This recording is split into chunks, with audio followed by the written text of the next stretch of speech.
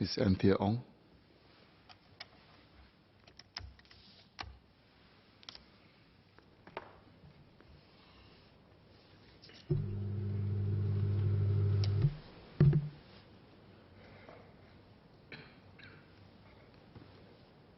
Mr. Speaker, I support the Singapore Food Agency Bill and wish to highlight the opportunities that this bill presents in support of our zero waste aspirations, especially with 2019 being designated as Singapore's year towards zero waste.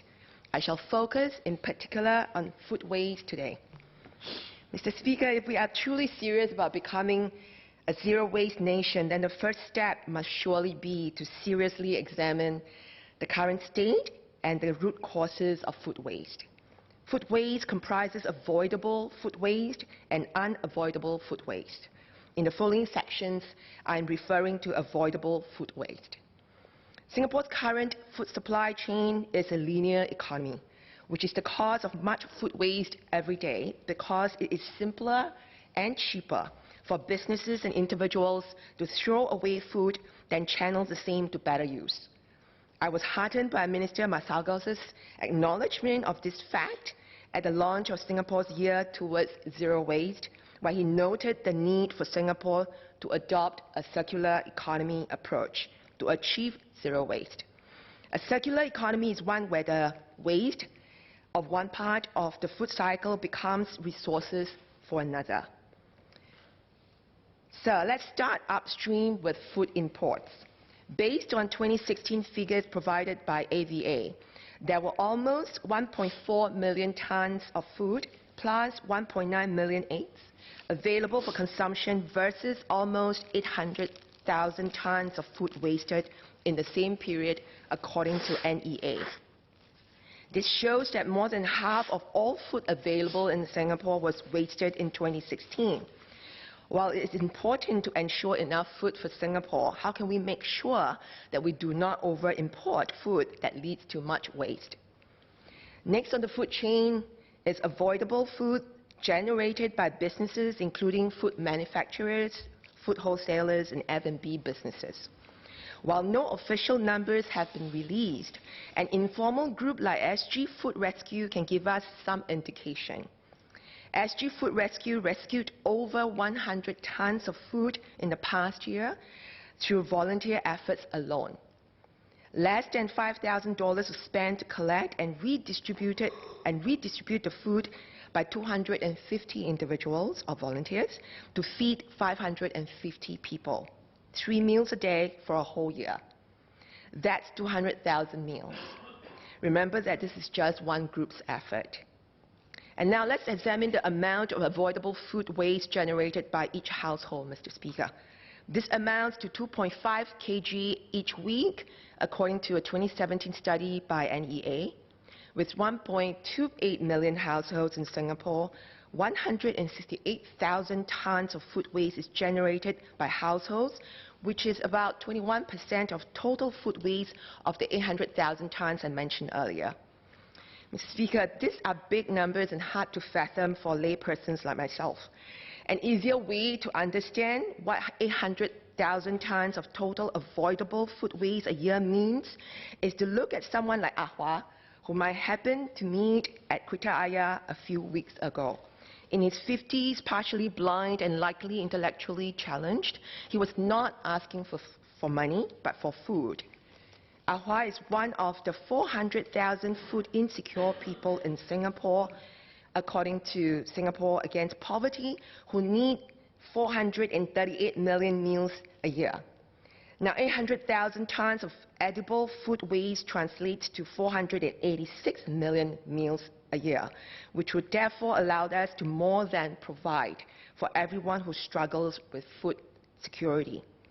Too simplistic a calculation, I admit, but I hope we get the point here. NEA's current food waste management strategies expressly state that the most preferred methods for food waste management are 1. Prevent and reduce food wastage at its source, and 2. Redistribute unsold and excess food.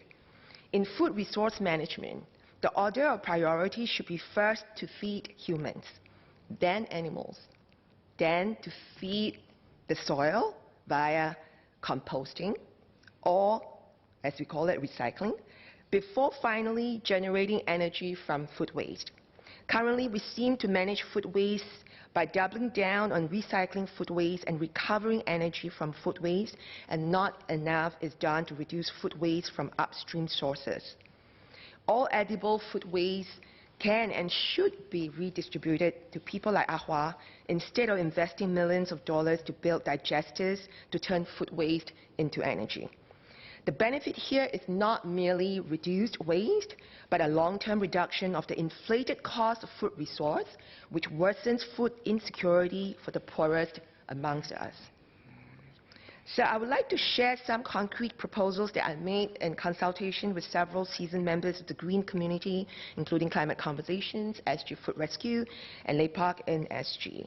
First, regulations should clearly define terms used in the sale of food, such as best before, consumed by, sell by, used by, and expiry dates. Presently, these terms denoting dates all have the same meaning, which is that businesses are not legally allowed to sell an item past the indicated date. However, if some of these items in fact only denote the food manufacturer's recommended period of consumption for the food items sold, then regulations can be enacted to extend the shelf life of, for instance, processed foods on the condition that the food is donated to charities. This allows for food to be redistributed instead of being discarded. Second, and I acknowledge that this might be controversial, the law should make it costly for businesses to throw away edible food.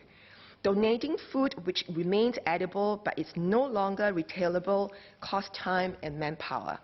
Businesses therefore prefer to discard food because it's cheaper and more convenient to do so. Policies which disincentivize edible food wastage will push businesses to seek alternatives. In France, a law was enacted in 2016 exactly for this. The enactment of such regulations certainly requires much preparatory legwork, such as better measurement and reporting of how much food is discarded. So commissioning a continuous collection and study of data concerning food waste would be most important and relevant to Clause 5(1)(n) of the bill. After all, if we can't measure something, we can't improve it. Another step could be to legislate that all food imported or grown in Singapore has to be sold or donated, with a similar concept to the extended producer responsibility that is coming into effect for e-waste. Given that such a policy would be controversial, it should be accompanied by a third complementary measure, a law which incentivizes businesses to donate food to charity. This could come in the form of tax rebates from food donations. Ideally, the charities which receive food donations should be the ones to weigh the donations received and provide receipts to the businesses for their food donations. The tax rebate should also be based on weight of food donated, not price. Mr. Speaker, I'm heartened that the bill explicitly recognizes climate change impact on food resiliency as distinct and separate from the impact of natural or man-made disasters. We know that we will not be able to feed future population growth if the world continues to produce and consume the food the way we currently do.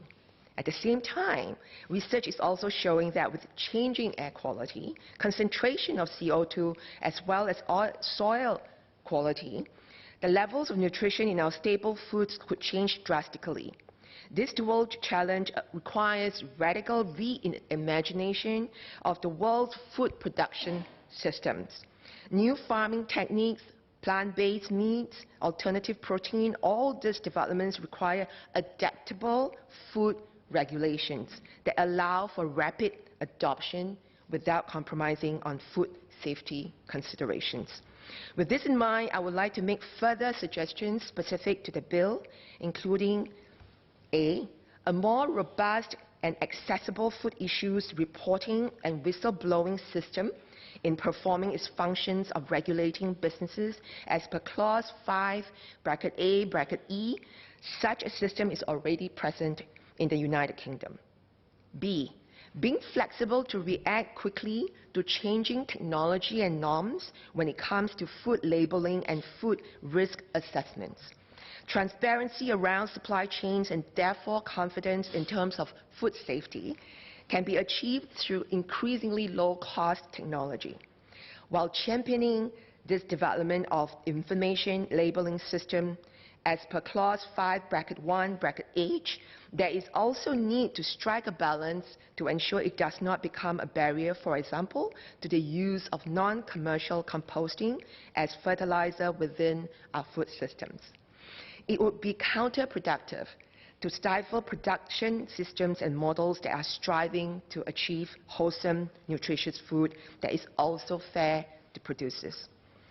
C, developing deeper analytics as part of data collection in clause (5)(1)(n) around our food sources and nutritional content over a period of time to ensure wholesomeness of our food supply is not compromised due to changing geographical and climate realities affecting our food sources.